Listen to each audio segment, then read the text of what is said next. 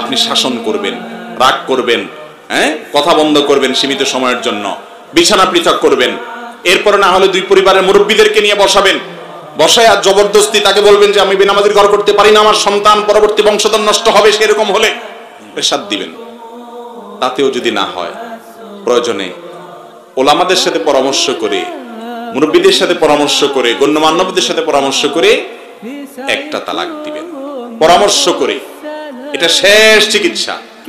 এরপরে যদি তিনি তওবা করে বলেন যে না আমি সরি, আমি নতুন করে আসবো, তাহলে প্রত্যাহার করবেন। তালাক মুখে প্রত্যাহার করলে হয়ে যায়, কিচ্ছু করতে হয় না, শেষ, অটো প্রত্যাহার। আবার সংসার করা শুরু করবেন। যদি ভালো হয়ে যায় তো গেল আলহামদুলিল্লাহ, যদি না যায় তাহলে আবার সে একই অস্ত্র দীর্ঘদিন আবার একই প্রসেসে করতে পারলেন। অর্থাৎ আপনি চাইলে শেষ অস্ত্র ব্যবহার করতে পারেন, সুযোগ আছে, কিন্তু সেটা